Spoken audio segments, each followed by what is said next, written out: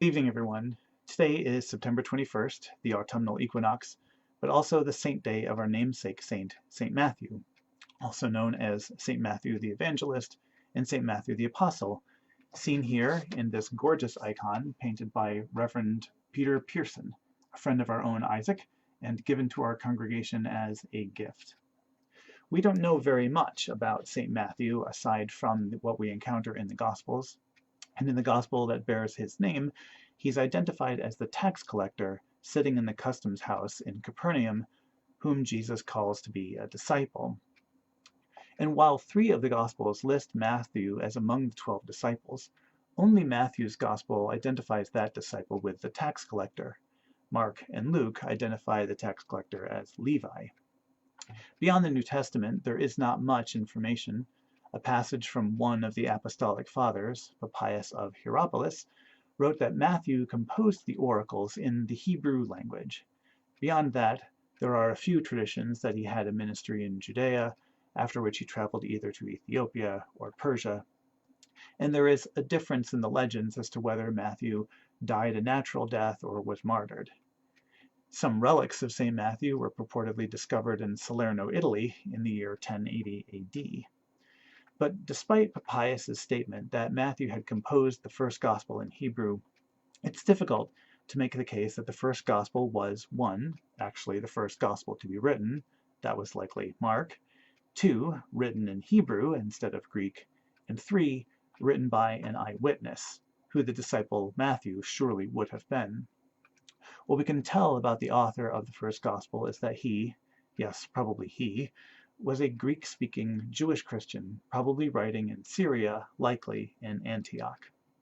He's a fierce critic of the Pharisees, and he presents Jesus as the true interpreter of the Jewish law. He presents Jesus' teachings in 5 books of teaching in his gospel, 5 major sections that evoke the 5 books of the Torah. He's absolutely convinced of the unity of faith and action, and his gospel has some of the most powerful articulations of Christian faith and Christian ethics, particularly in chapters 5 through 7, known to us as the Sermon on the Mount. But if this person, this author of the gospel, is not Saint Matthew, the apostle, then what relevance does this gospel have toward our reflection on Saint Matthew, the disciple and the apostle? The author of the Gospel felt it important to identify the tax collector as Matthew, even though others had identified him as Levi. It seems that the author wanted to make 2 points. First, to demonstrate that sinners, even reviled sinners like tax collectors, are called into discipleship. That is a powerful message, and one amplified by the story that comes right after the call of Matthew, as Jesus shares a meal with tax collectors and sinners. And second, perhaps to make a little word play to each of us, and to teach us a lesson, in Greek, the Hebrew name Matityahu becomes Matthias, which sounds a bit like the word mathete, which means disciple, and the command mathete, which means to learn. So here, through puns and wordplay, the author is making an explicit connection between the sinner called into discipleship, the disciples, and learning what mercy is all about. For a sinner called to be a disciple who will learn the law of Christ, Matthew is the perfect name.